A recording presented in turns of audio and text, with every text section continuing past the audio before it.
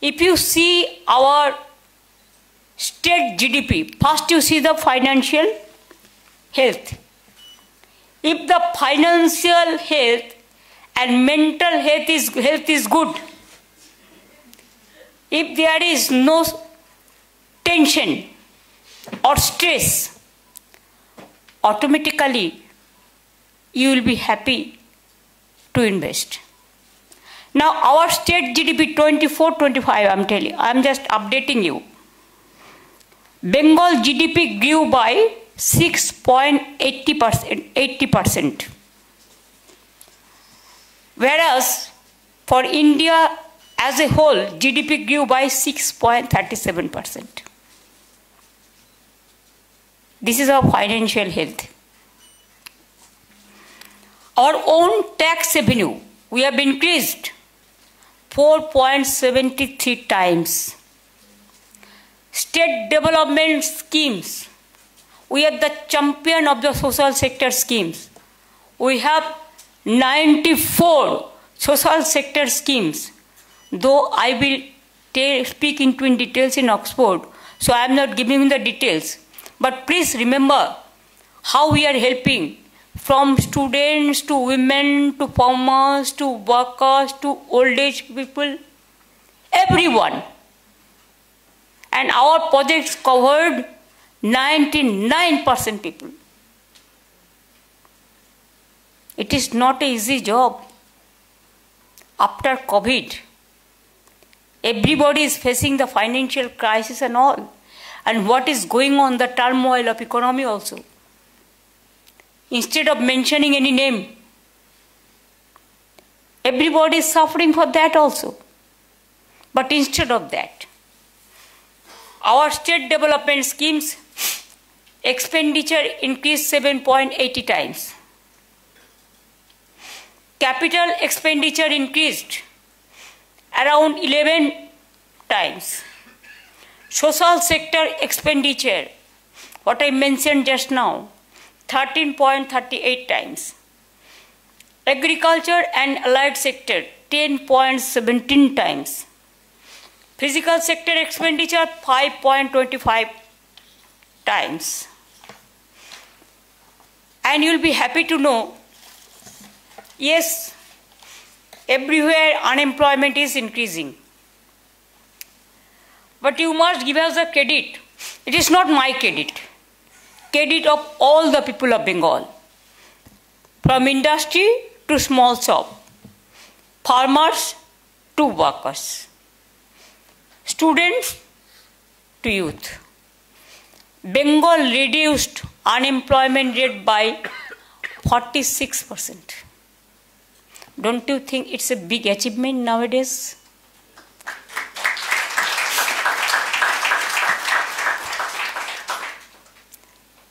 To 2017-18 to 2023-24.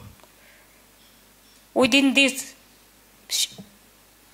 part, we reduced our unemployment 46%.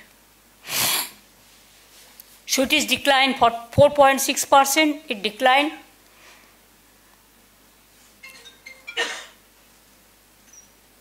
Unemployment rate reduced 46%. Poverty alleviation program, if you see the social economy, the structure, the poverty is the area. We have to work for the underprivileged class. We have to give food to everyone. Our poverty alleviation, you will be happy to know,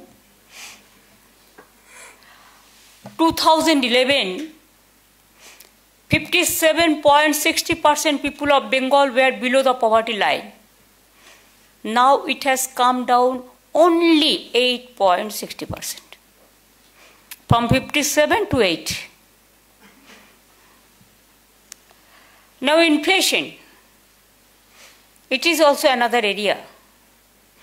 India's inflation rate 4.74% and Bengal's inflation rate 3.94%. Fiscal deficit GSDP ratio also decreased by 3.27%. I think we must give this information to you so that it will give you the idea that if you invest your money in Bengal, you can gain. You are not the loser. You won't be the loser. You will be the gainer. Now every year we used to do it, Bengal Business Summit. From there also we have received the proposal about 19 lakh crore, 90,000. Out of that, 13 lakh crores investment proposal is already implemented, and rest of that it is on process. And this global business organized only 5th and 6th February this year. There also 4,04,400 crores. 400. This is also unprecedented aggregate of rupees 4.40 lakh crores. So if you do it together, 19 plus 4, 23 lakhs crores